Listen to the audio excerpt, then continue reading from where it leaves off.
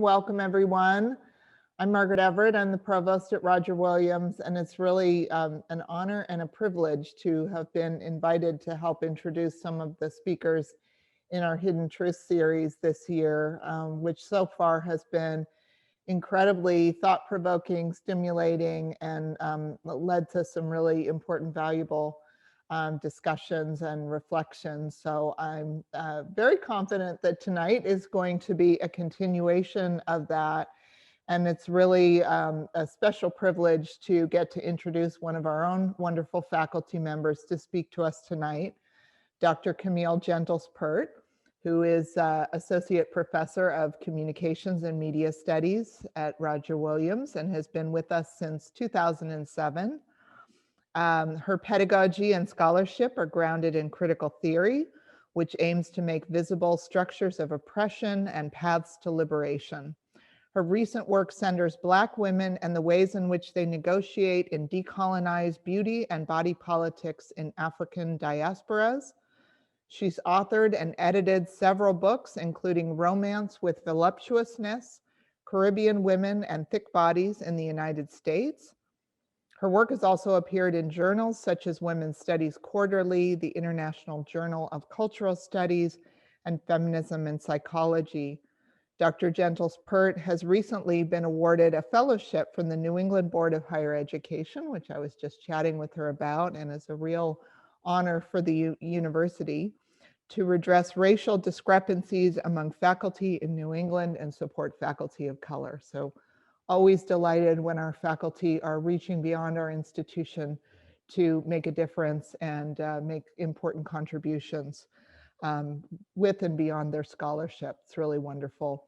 So tonight's presentation, Dr. Kamille Gentles-Peart is going to be speaking to us about, oh gosh, I'm so sorry, Black women, thick bodies, and anti-Black racism in America. So with that, I will turn it over to Dr. Gentles-Peart, and thank you so much for taking the time to speak with us tonight. Thank you so much, Dr. Everett, for that introduction. And thank you to the organizers of the Hidden Truth series for having me. I am excited to share my work. And with that, I am going to share my screen so that you can see the PowerPoint.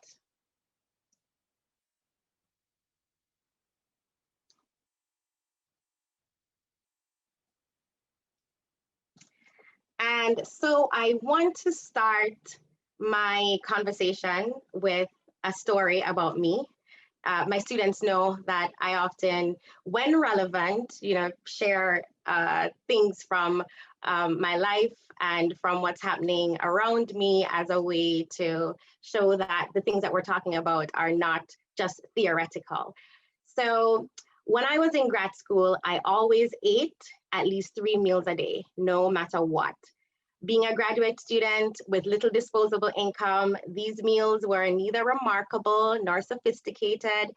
My daily diet usually consisted of oatmeal for breakfast, some kind of cheap fast food for lunch, and chicken with rice, chicken legs, specifically with rice for dinner.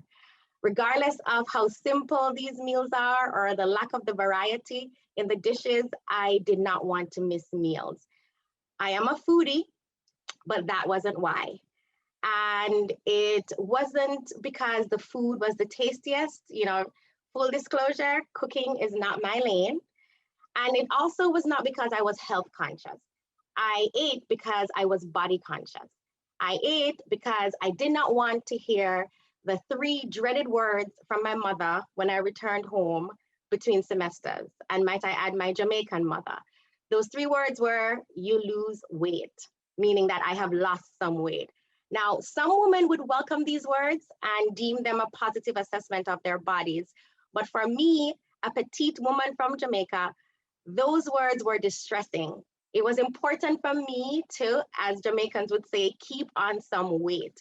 I did not want to be thin. I had to be what's referred to as thick, or what people in the Caribbean refer to as the Coca-Cola bottle shape. I had to have curves in the right places. I had to have round hips and thighs. And most importantly, I had to have a prominent buttocks. Yes, I said it, prominent buttocks. So I was careful to eat. Many people who identify as women in African diasporas report the same desire for a thick body, a voluptuous body, especially the buttocks.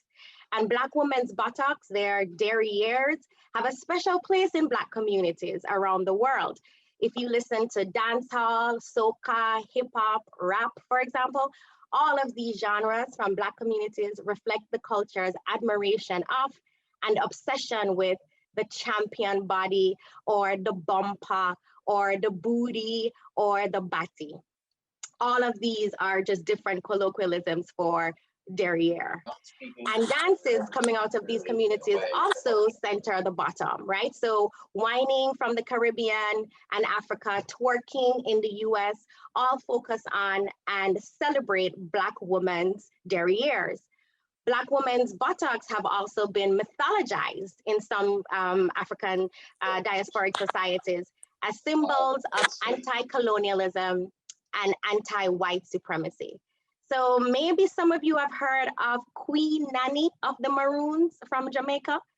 Well, Queen Nani was an enslaved woman who escaped from her captors and became a leader of a Maroon community, a community of escaped slaves in the hills of Jamaica. Not much information is known about her, not much biological information exists about her, but she is widely believed to be a primary leader in the resistance against British colonizers. Now, what's interesting is that Jamaican folklore memorializes her leadership and her strength through her body. The most prominent legend about her in Jamaica is the story of how she stopped British colonizers with her substantial buttocks. So, legend has it that she used her ample buttocks to catch the bullets from the British and hurl them back at the army to save her community from invasion. Now, that is some Black girl magic. Now, whether this is fiction or not important. It's not important. What is significant is that the legend could have used any other part of her body to tell the tale, but they focused on her bati, her buttocks, her derriere. This part of her body and those of other Black women has become an important symbol of decolonization, of anti-white supremacy, of struggles for independence, and generally Black power. But that's not the only narrative that exists around Black women's large derrieres. In white supremacist spaces, in spaces where whiteness and white cultural aesthetics are valued above those of other races, Black women's prominent buttocks are perceived and treated with contempt. Thick Black women's bodies are seen as grotesque, as gross, as excessive, as disgusting. In fact, in the few places where Queen Nani is mentioned in British records, her body is presented in very negative terms. Now, to be clear, this narrative of grotesqueness and repulsion is not simply a question of beauty. We're not only talking about beauty standards and differences in cultural constructions of beauty. The issue with this narrative is that it will, or rather the issue with this narrative isn't that it will prevent thick Black women from winning or even qualifying for global beauty contests. It's more than that. It's more than who is deemed attractive and desirable and who it's not. It's about anti-Black racism. So let's talk about that for a moment. Anti-Blackness is the systemic disdain, disregard, and devaluation of Black people internationally, and the devaluation of their cultures, their cultural products, their intellect, and their contributions to the world generally. Anti-Blackness supports white supremacy, and it fuels anti-Black racism, or institutionalized violence against Black people born from the disregard and devaluation of Black people. This violence can be in the form of very direct bodily harms, as well as verbal threats. So it can be direct and physical. This violence can show up in very structural ways. So the systematic denying of Black people access to resources. And this violence can also be cultural or hegemonic. the spreading of narratives, ideologies that erase Black people and paint them as abnormal. This cultural violence generated by anti-Blackness operates by creating and maintaining the ideology that Black people are ugly, their intellect is inherently underdeveloped, their culture is less civilized, and so their future warrants less concern than that of other peoples. Anti-Black cultural violence works in tandem with structural violence and physical violence to ensure that people of African descent remain oppressed in white supremacist spaces. Anti-Black racism oppresses all people of African descent, and it manifests itself in different ways. Some anti-Black racism is gendered and specifically targets Black people who identify as women. Narratives and ideologies around Black women's buttocks is one of them. The contempt for Black women's buttocks in white spaces is a gendered manifestation of anti-Black racism. It is cultural violence. It is a manifestation of the disdain, contempt, and devaluation of Black women's bodies that foster the oppression of Black women around the world. So let's explore how this gendered anti-Black racism operates through discourses around Black women's buttocks. First, we have to understand that cultural violence targeting Black women's bodies has existed since white colonizers entered Africa. Travel narratives dating from the 1500s to the late 1700s often depicted African women's bodies with exposed breasts and genitalia, appearing animalistic and mythical, which of course supported the popular views of Africa as lacking civilization and beauty. For example, Jennifer Morgan quotes a Dutch traveler who commented, "When the child is 2 or 3 years old, the mother ties the child with a piece of cloth at her back," talking about African women here. "When the child crieth to suck, the mother casteth one of her breasts backward over her shoulder, and so the child sucks it as it hangs." So get the picture, get the image of a person, a Black woman here, a mother who is able to, her body is so distorted that she's able to flip her breast over her shoulder to feed her child. English writer Richard Legion also said this about the African women that he encountered. "When they come to be old and have had 5 or 6 children, their breasts hang down below their navels, so that when they stoop at their common work of weeding, they hang almost down to the ground, that at a distance you would think they had 6 legs." And so you can tell, just these 2 examples alone show that there was an almost obsession with talking about Black women's bodies and talking about Black women's bodies in a way that presented them as animalistic and abnormal. So these white men chose to see and write about Black women's bodies, and I say choose because it's a choice. They chose to see and write about Black women's bodies in ways that presented them as monstrous and animalistic and ugly, devoid of any kind of, quote, feminine tenderness and graciousness, which was attributed to middle-class elite white women. So they perceived African women through the lens of anti-Blackness, and they propagated through their narratives, their travelogues, they propagated narratives that supported anti-Black racism, gendered anti-Black racism. And curvy Black female bodies are particularly reviled. Perhaps the most iconic example of this is Sarah Bartman, or the so-called Hottentot Venus. She was an enslaved South African woman who was brought to London in 1810 to be displayed as a freak show. And it wasn't her Blackness that made her a freak in the eyes of Europeans, because Black people were not anomalies in London at the time. Rather, she was considered odd and out of place because of her race in combination with what was perceived as her grotesque buttocks.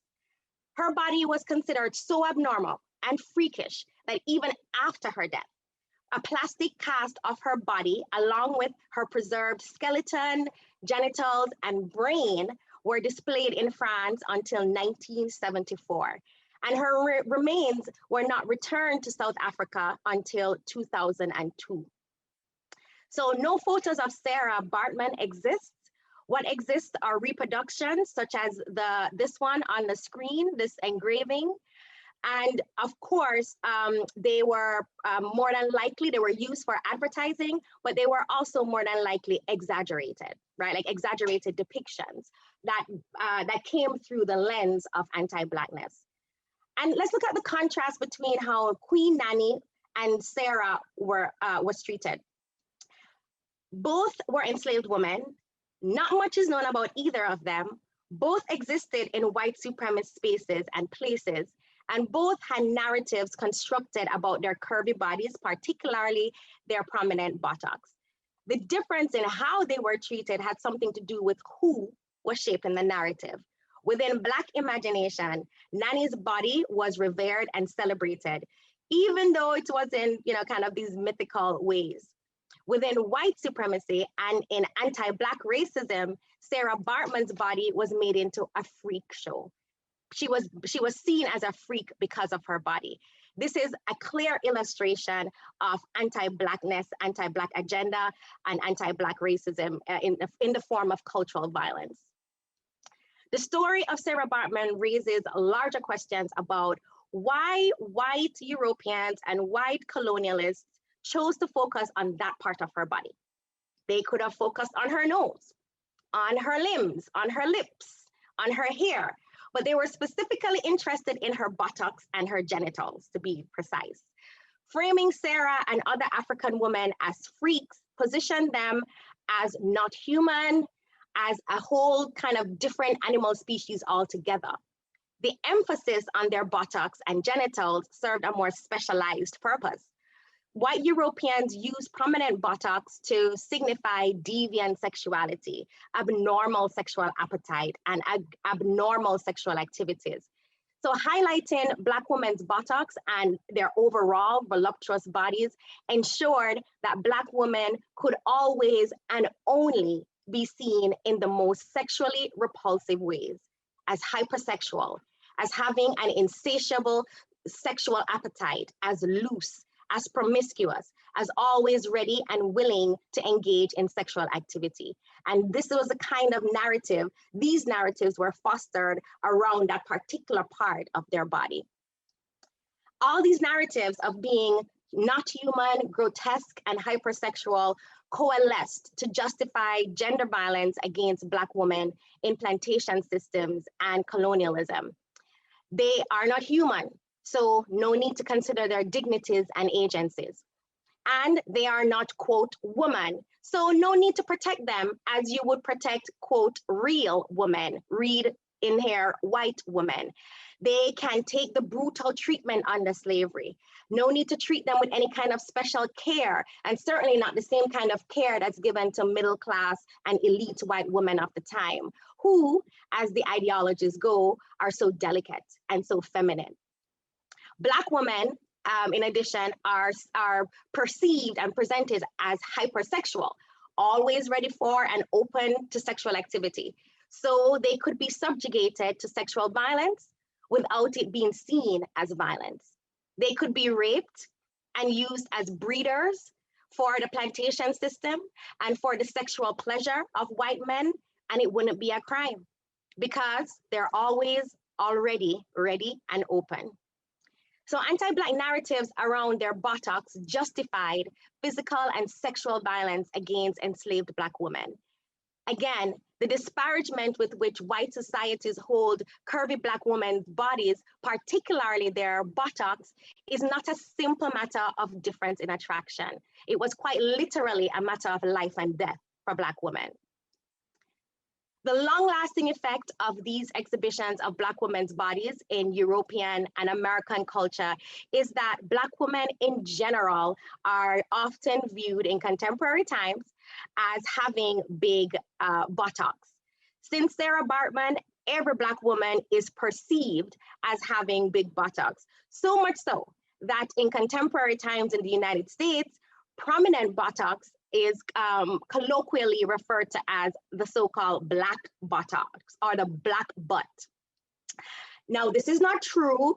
Many Black women have round, prominent derrieres, but Black women have a variety of sizes and shapes. However, the reality of Black women's bodies is of little consequence to this particular ideology.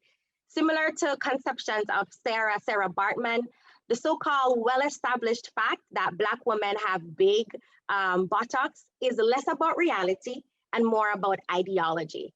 It is less about description and describing actual Black women as they show up, and it's more about projection.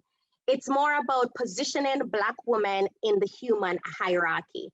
So by insisting that all Black women look like Sarah, it was a way to project the narratives surrounding Sarah's body onto every other Black woman of her time and beyond.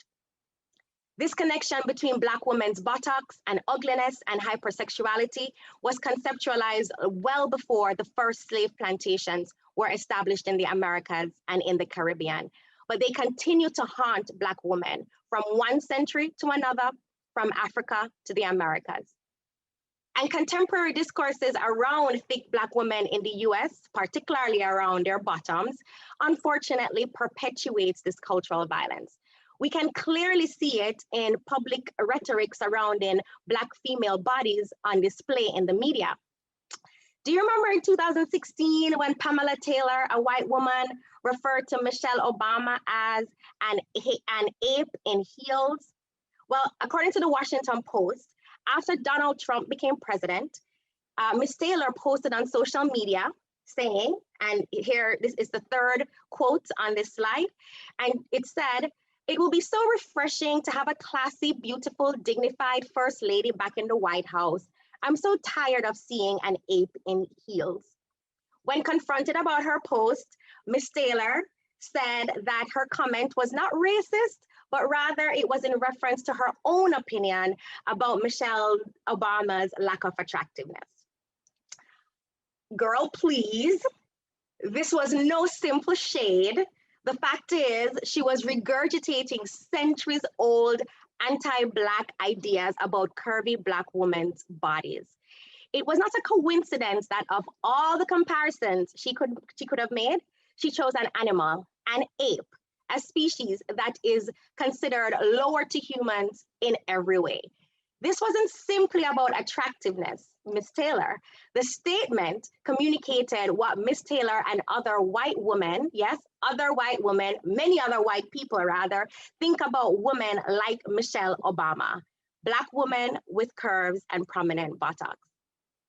Researcher Jamie Schultz explores media coverage and commentary about tennis player Serena Williams.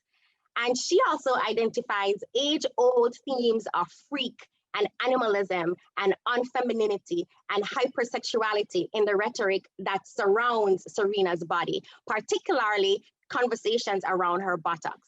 For example, Schultz wrote that one reporter described Williams's buttocks as, quote, formidable and constituting its own separate entity. This is in contrast to commentary around Anna Kournikovaa's body. Anna Kournikova is a tall, slender, white professional tennis player whose backside, whose derriere has been called, quote, sensational and photogenic. Such differences in commentary and statements perpetuate ways of thinking about Williams's buttocks and those of other Black women as something as a sideshow oddity. Some of you may also remember this cartoon on the left. This cartoon of Serena Williams at the Grand Slam finals in 2018. The image on the right is of Serena and her opponent, Naomi Osaka, at the game. Cartoonist Mark Knight wanted to capture Williams's frustration with the violation she received during the game, and he came up with this rendering. Several people condemned the rendering as racist for reducing Williams to an animal and for also whitening her opponent, Osaka. So Osaka, again on the right, is a brown woman of Japanese Haitian descent. But in the cartoon, she is blonde and slender with a light skin, white skin. She was whitened. Making Osaka white made the contrast even more pronounced. The narrative the cartoonist creates is that of the animalistic, uncivilized, thick Black woman contrasted with the civil, gracious, slender, well-behaved white woman. According to NPR, Knight denied that his cartoon was racist and sexist. He said, and I quote, "I drew her as an African-American woman. She's prominently built," which by the way is code for unfeminine. "She wears these outrageous costumes when she plays tennis. She is interesting to draw." What I hear him saying, and what I think he's really saying, is that he drew her as he perceived her, as big, ridiculous, and freakish. Gendered anti-Black racism is also present in the lives of everyday Black women. So I have spent almost 10 years collaborating with Black Caribbean women in research about the race, gender oppression they experience in the US because of their desire for the Coca-Cola bottle shape or the thick bodies. I have learned quite a bit about how gendered anti-Black racism manifests itself in their day-to-day lives. For example, many of my collaborators highlight their interactions with white women as a source of their oppression. Well-meaning white women constantly make comments about their curvy bodies, they say, and about their buttocks that position them and Black women overall as these exceptional people. So they would share how white women would make comments such as, "Black women are so lucky, they don't have to worry about size." Or comments like, "White women have such a burden because they have to be thin and slender, but Black women don't have this burden. It doesn't matter if they are big." Or statements like, "There is no such thing as an overweight Black woman because Black women are supposed to be big." Now, my collaborators often share that they get the sense that the speakers, the white women that are saying these things, intend for them to be compliments. However, the impact is a perpetuation of cultural violence against Black women. Assumptions such as these repeat the familiar anti-Black ideologies that Black women's bodies are the opposite of white women. White women have to be slender, which is in the United States code for beautiful. Black women are exempt from pressures to be slender, again, meaning beautiful because they are Black. Gendered anti-Black racism also manifested itself in Black women's everyday lives through current white mainstream discourses around the buttocks. So over the last few years or so, there has been a normalization of bigger butts within the US on white women's bodies. And there has been a growing trend rather of butt augmentations and plastic surgeries to augment the derriere for white women. Now, as a note, the 21st century is not the first time that beauty discourses about white women's bodies have centered prominent buttocks.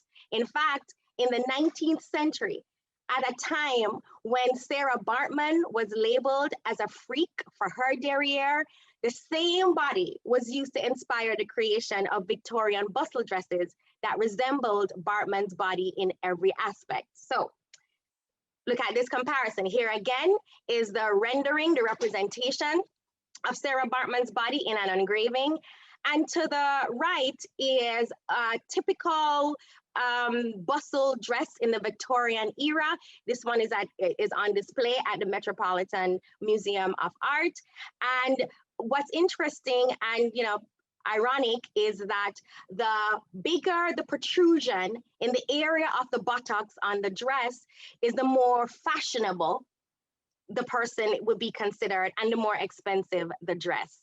So yes, the very butt that is used to mark Black women and that was used to mark Black women as disgusting and ugly and hypersexual and not feminine was the same one that was being desired by white women and was praised on white women, or at least the approximation of it was praised on white women as attractiveness and as a marker of beauty and style. And we still see that disparity today. White women desire prominent buttocks, but Black women are devalued and punished because of theirs. And I can hear some of you saying, but it's not the same type of butt we're talking about. The butt that white women desire is not as big or excessive, as out of control as the so-called black butt. If you had that thought, ask yourself, why is it necessary to make that differentiation? To make it clear that it is not the same kind of butt, to make it clear that there is a white body and what is acceptable on a white body and a black body that is just not acceptable. Why that differentiation is necessary? This here is another place where anti-Black racism is evident in terms of the cultural violence against Black women's bodies. It isn't prominent buttocks that are despised in the United States. It's really Black women who are despised in the United States. The other point related to this trend of butt augmentation is that by including prominent buttocks in mainstream white beauty discourses, a space that Black women can never enter because they're not white, US beauty systems actually are reinforcing the marginalization of thick Black women. So there has been some conversation that now Black women's bodies and Black women's buttocks can be celebrated because of the general celebration of butts overall, but that's not the case because it's not the prominent butt on a Black body that is celebrated. It is a butt on a white body, and Black women cannot be white, and therefore it deepens their marginalization. The so-called butt revolution in white spaces is also a co-optation strategy. As I said in the beginning of the talk, Black communities have different narratives around Black women's bodies, right? Narratives that are associated with anti-colonialism and decolonization and Black power. And so taking on the booty, taking on the bati, taking on the derriere, the bumper, of Black women, or the so-called Black women, then white people have therefore stripped it of its political meaning because it doesn't mean the same thing when it appears on a white body. And then there is the policing that happens on social media. So in February of 2021, Inside Higher Ed published a story that explores how the social media activities of Black women in professional graduate programs such as business, medicine, law, are routinely monitored by white classmates. Some of these classmates actually lodge formal complaints with school administrators about Black women's, quote, unprofessional behavior on these platforms. One pharmacy student at the University of Tennessee was actually expelled from her program for posting pictures of her curvy body in revealing clothing, which the university deemed unprofessional and unbecoming of students pursuing this profession. So first of all, a code alert. Professional is code for middle-class white ideas of respectability, right? And codes of professionalism in many fields have historically been used to exclude Black people and other people of color. Furthermore, though the code is supposedly created for everybody, any kind of professionalism code is created for anybody, Black women, Black people overall, and Black women particularly are disproportionately targeted when enforcing these rules. The student was eventually reinstated into her program after she sued the university, but her expulsion for displaying her curvy Black body reveals persistent gendered anti-Black racism in academia. I know some of you are probably thinking that Black women everywhere won a victory in 2019 when the winners of major pageants, Miss World, Miss Universe, Miss America, Miss USA, and Miss Teen USA were all Black women. And here they are. Yes, queens. Now, this visibility is important and it is to be celebrated, but this does not mean that the war on thick Black bodies of Black women is over. It does not mean that these 5 contestants and these 5 queens have dismantled gendered anti-Black racism. Apart from presenting as Black, all these winners have something else in common. I'll give you just a Zoom moment to ponder. If you said that they're all thin and all slender, you would be right, which means that they approximate aesthetics approved by whiteness and approved within white supremacist spaces. They do not have the stereotypical Black butt. They do not have the stereotypical Black female body, which allows them to escape negative discourses that surround the bodies of their bigger counterparts. Now, the cultural violence against Black women's bodies fuels structural and physical violence. Let's look at some of this. For example, perpetrators of sexual violence against Black women are prosecuted less and receive less jail time than those who assault white women. A recent study by the Urban Institute reported that sex traffickers, that is, people who have been, who participate in abducting and kidnapping women, they believe that trafficking white women would make them more money, but trafficking Black women would land them less time in jail if they were caught. The ideology of Black women's hypersexuality, right? Like the narrative that is constructed around their bodies, around their derrieres, the idea that they are hypersexual and always ready and willing to engage in sexual activity undoubtedly contributes to this trend. Another example came from the National Center for Missing and Exploited Children. It says that 64,000 to 75,000 Black women and girls are missing in the US. That is more than 10% of all missing people in the United States. Yet, missing Black women and girls receive substantially less coverage and attention in mainstream media. There's actually a term for it now. It's called the missing white girl syndrome, which speaks to the focus on white women and particular kinds of white women when they are abducted, and the absence of coverage around Black women and Black girls when they are abducted. And the American Psychological Association cited a report. And the report says that 1 in every 4 Black girls will be sexually abused before the age of 18. We should just let that set in for a little bit. Now, there are a range of factors that create these tragedies and these travesties, and ideologies that sexualize Black women's booties and their bodies and their derrieres are some of them. So, to reiterate, negative comments around Black women's buttocks and curves overall are not simple matters of beauty contests and differences in beauty ideologies. These ideologies actually support anti-Black racism, gendered anti-Black racism that have serious impact on the well-being and the ability to live of for Black women in the United States and really around the world. Now, focusing on anti-Black oppression alone is incomplete truth and serves to keep Black women in positions of victimization. So I want to close by sharing that Black women are not simply accepting victimization as it relates to their body. The struggle is real. The oppressive forces are strong. Race, gender oppression is deep. And Black women have and continue to make life, negotiate, survive, and outlive these oppressions. They participate in practices of restoration related to voluptuous Black female bodies, particularly their buttocks. In other words, Black women actively and intentionally decolonize the so-called Black butt.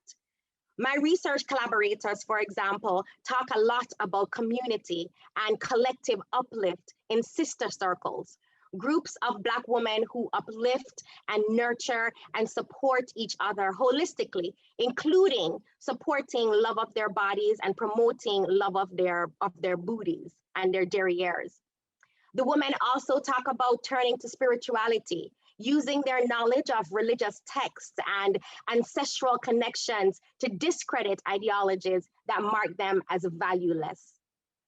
Black women also challenge white supremacist ideology that only slender white bodies are attractive and worthy to be put on display by taking to social media, flaunting and loving their booties and their batties, as we say in the Caribbean.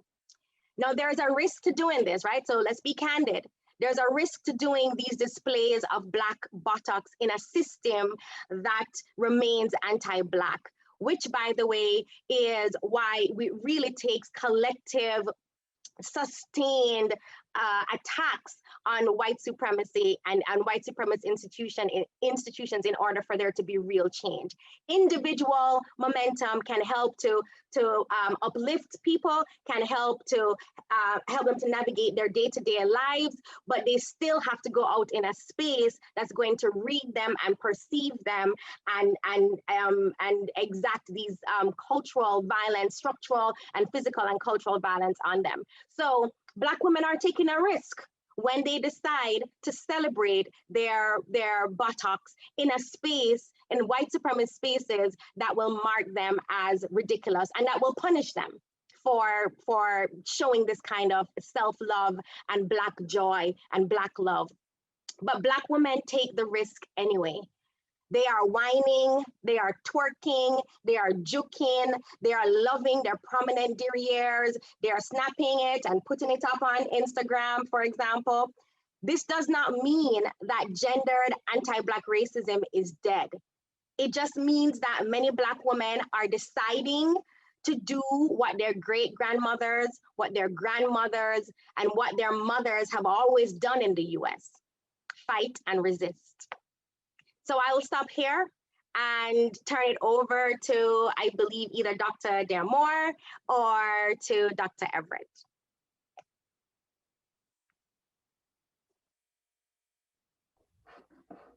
All right, let's see.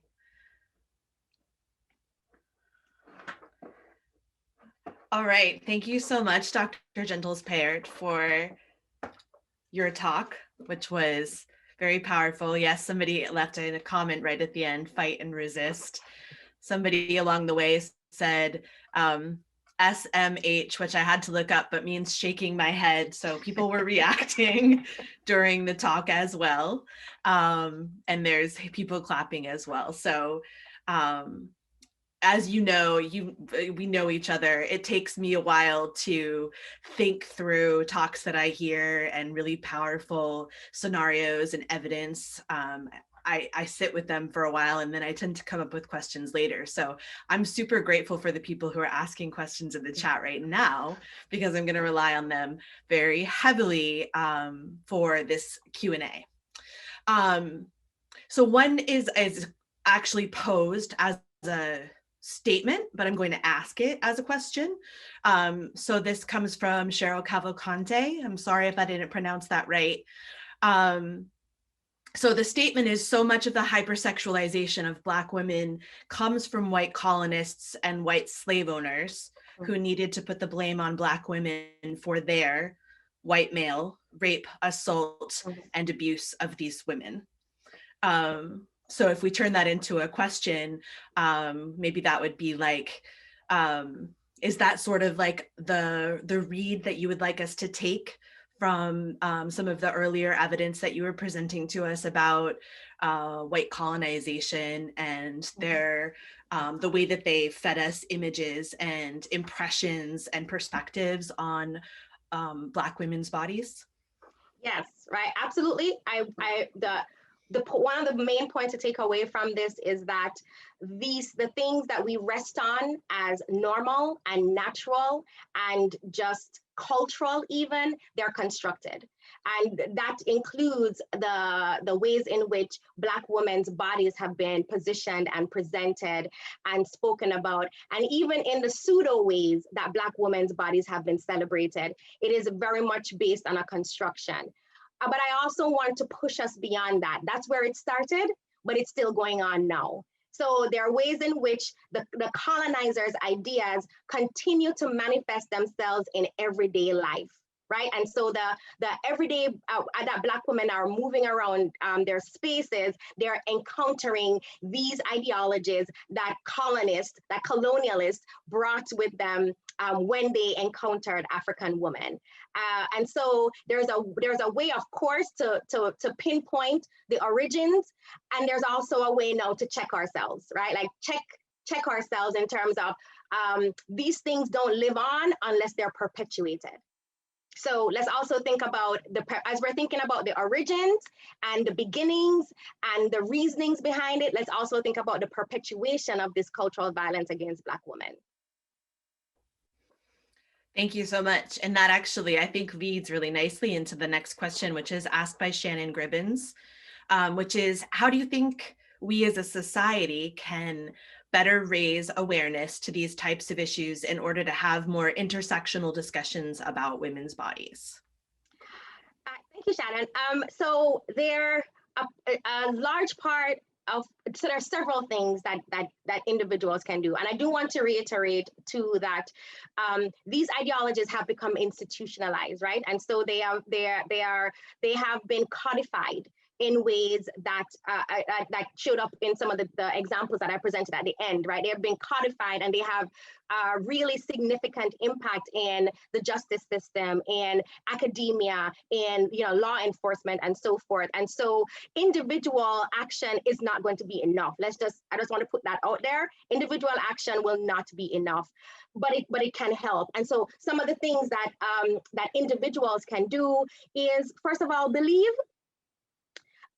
Black women have been saying these things. My grandmother didn't need to be in this talk to understand this, right? Like, she knew it. She may not have had the language that I am using in terms of the vocabulary, but she knew it. So Black women for centuries understood this, and and there have been works that have been presented to show that this is happening. This is not, I'm not the first person to say it. It's happening. What I struggle with is not so much even that there is no awareness, because the information is there. It's about belief and believing. And so there are many people who will hear and see and still not believe. I think back to how it for decades and centuries, people have been talking about, Black people and other people, allies, have been talking about the structural inequalities, the racial inequalities that exist. And it took the brutal murder of a Black man on the street to get people to say, oh yes, I think we need to start having this conversation right now.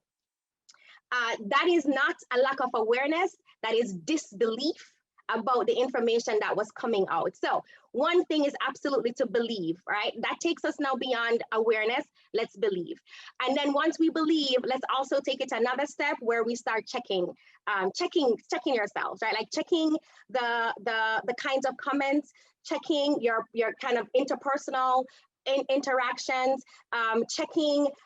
And then also on another level, so that's on a personal level, on another level, because I'm faculty, I speak from this platform, check our syllabi, check who's excluded and who has been excluded, who gets to, right, like whose bodies show up as being more valuable bodies, which kinds of women show up as being valuable in your courses, in science, in law, in anthropology, check that too, so that you can then make some kinds of shifts. So I suppose that the other piece of the real piece then is let's act now, right? So we are aware, believe, now let's start taking some action. Yeah, absolutely. So David Hayes asks, is there anything Black men can do to help support positive images and perceptions of Black women? Yes, absolutely. So with my collaborators in research, Black men come up as a topic often in terms of the ways in which Black men support or don't support the Black women in regard to their bodies and in regard to uplift. And so Black men can participate in this uplift. I know and I understand it's really difficult, and I think that this is a part of how racial hegemony works, right? Like, this is how it works, in that you have to separate people who are marginalized, don't get them supporting each other so that the uplift doesn't happen. And anti-Blackness manifests itself, anti-Black racism manifests itself on Black men's bodies in different ways than it does on white women's bodies. And so Black men are struggling with their own kind of anti-Black racism that signal their body. I mean, you think about the how lynchings in the past and even now in terms of accusations around sexual assault and so forth, how Black men are more likely believed as sexual predators than white men. And so there is a sexualization and a hypersexualization that happens around Black men's bodies as well, though it may show up in a different way. So Black men, I acknowledge that Black men are also dealing with the kinds of anti-Black racism. None of us have escaped it, right? Like Black people, we may be able to negotiate it depending on if we have a degree, depending on, you know, if our hair is a certain texture and if our skin is lighter. But Blackness and people who identify as Black, particularly if you show up as Black, you don't escape it. So Black people overall are dealing with these things. And so I acknowledge that, even as I am saying, Black men can participate in the uplift of Black women through this kind of support, through the same kind of support that Black women receive from sister circles, where, you know, Black women are supporting each other. They can receive that from their uncles and their fathers and their significant others as well. So participating in the uplift. Thank you for that too. From Jen Pierce, is there a better way to do social media to support healthy relationships with bodies, both our own and other people's? Yes. So here's the thing. It seems like I'm starting all my responses with prefaces. I want to preface this by saying that social media, it can help to manipulate. It's certainly manipulated. There's certainly people behind the control who can, you know, manipulate particular kinds of information and filter news and so forth.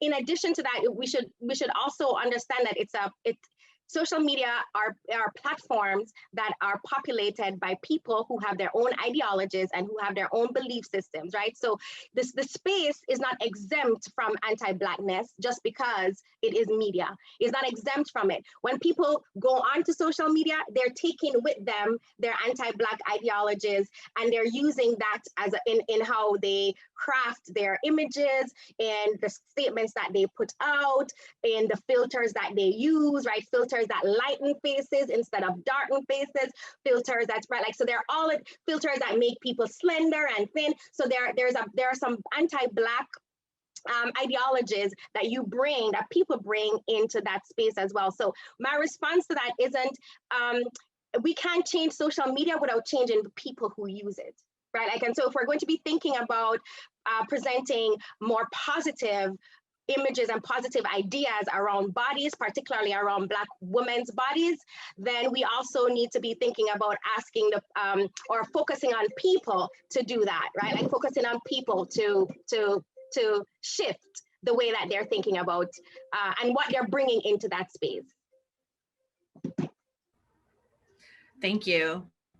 And I just want to say, like, this list of questions is so robust and so rich and so long. So I'm going to go with definitely 3 more questions that have already been written. And then you'll probably want to breathe a little bit.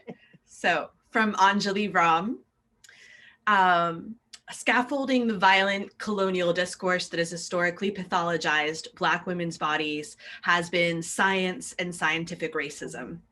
How do you think that even today, the discourse of science and medicine continue to perpetuate violence on Black women's bodies? Yes, and this goes back to my first point, that it's really important. It's important to acknowledge the beginnings, but it's also important to acknowledge the present and what's happening now. And so one of the things that's particularly dear to my heart in terms of contemporary cultural violence against Black women's bodies is related to the impact that this has on unborn children and also mothers, right? And so there's a lot of evidence now that shows that Black women, because of the stress of racism, because of the their treatment when they actually go into medical spaces, that they are more likely than any other woman in any other race to experience complications during childbirth and after childbirth, to experience maternal mortality as well as infant mortality. And that is a direct link, right? Like it's well, I hesitate to say direct, but that certainly can be traced to narratives around Black women not being quite human, and Black women not deserving the kind of medical care that anybody else, any other woman of other race can get. If you think about the idea that Black women are breeders, right? Like the narrative around their buttocks, leading to this kind of sexual violence around their bodies, that they could be used as breeders in contemporary times, that manifests itself in not giving the care, that the prenatal care that Black women need as they're carrying their babies. And that is particularly, that's something that is particularly striking to me for a number of reasons. And of course, we also see this in terms of pain medication. There's a lot of research that says that that people of color, particularly Black women, when they show up in medical spaces to talk about, for pain management, or to say that they're in pain or they need help or they need care, they receive inferior or no care at all around that. And that can be linked to the ideologies that were created before the slave plantations were even created. Ideologies that Black women's bodies were not quite human. Black women's bodies could be used. Black women's bodies could be open to violence, and without any kind of consequence. So those are only a few ways. There's a lot more research on that has showed that Black women specifically, the care of their bodies, what happens to their bodies. Also in academia, which is another thing that's close to my heart because I am in academia, there's also lots of research that shows that when Black women show up in academic spaces, like as professors or as speakers or so forth, on interviews, that a lot of comments get made around their bodies. A lot of comments get made around how they show up, what they're wearing, their dress, etc. And that, I believe, can be traced to the idea that Black women can only be seen in this very sexualized, repulsive way. Thank you. So Wendy Godek thanks you and then says, a few points in your talk about colonialism and particularly Sarah Bartman reminded me of the images of Kim Kardashian published in 2014 in Paper Magazine and the debate it provoked. What do you think the implications of these photos are for discourses around Black and thick bodies and the bias or biased treatment of Black women? That was a wonderful example, actually. So the Kim Kardashian piece, the conversations around it, in terms of one of the article that I saw, the caption was actually Kim Kardashian breaks the internet, because of it was, I believe it was almost nude or completely nude photo with a protruding buttocks. And what is striking about that, and this is what I tell my students as well, ask questions, because then that can get you to see the ideologies that are at play.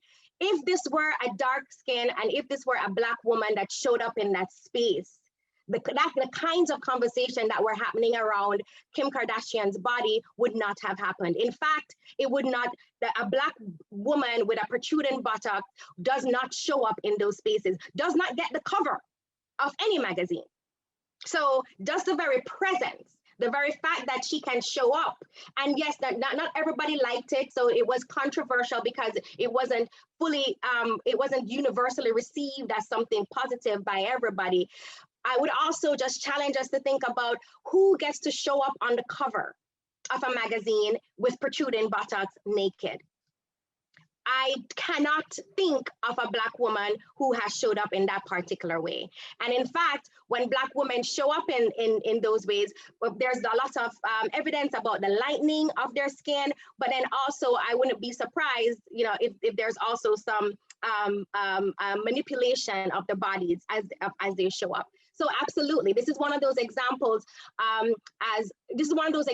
related to, and that can be pointed to around the cultural violence that is associated with Black women's bodies. And it's not the buttocks that people are having an issue with, because then Kim Kardashian would not have gotten to that kind of fame. And there wouldn't have been all these conversations around other white women's buttocks. It's not the buttocks, it's the Blackness and the Black womanness. That's the issue. All right, and so for the final question of the evening, I'm merging David Hayes and Katie Clevenger, who have asked a similar question. So I'm gonna use it in the words of what David wrote, but I'm gonna just note that Katie asked a very similar question, and so this is also Katie's question. So why do you think it is that white society can simultaneously devalue Black women while championing Black features on white women? And how do we change this as a multi-ethnic, multiracial society? I do think that the first part of the question regarding why is it that white society can get away with it, which is what I heard. How is it that white society can do this? I do think that it comes down to power and who's in power. And so the people who are in power get to shape narratives. The people who are in power get to have their ideologies become culture. And so if the ideology is, if there's a particular ideology about Black women's bodies, and there's a particular belief that all Black women are Sarah Bartman, and therefore can be, you know, treated in the same way that Sarah Bartman was treated centuries ago, then that can become, the people in power can make that cultural, which I believe has happened. And a part of how power maintains itself, in this case, a part of how white supremacy maintains itself is by defanging anything that can challenge it.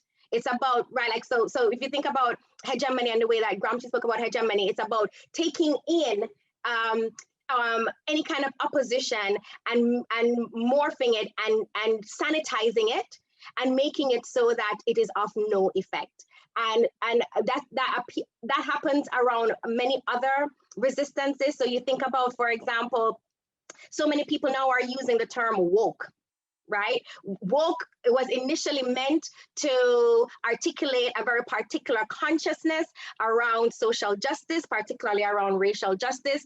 But woke has now been taken into the mainstream so that everybody is now saying that you need to be woke or you're not woke. Even people who are not supportive of racial justice are saying it. That is one of those co-optation moves that that power does in order to maintain itself. And I believe that is how white supremacist spaces can get away with taking elements of features of Black people and Black women, putting it on white women and admiring it. It's a co-optation strategy. It is a way of saying, "Ooh, I really like that." It's like shopping.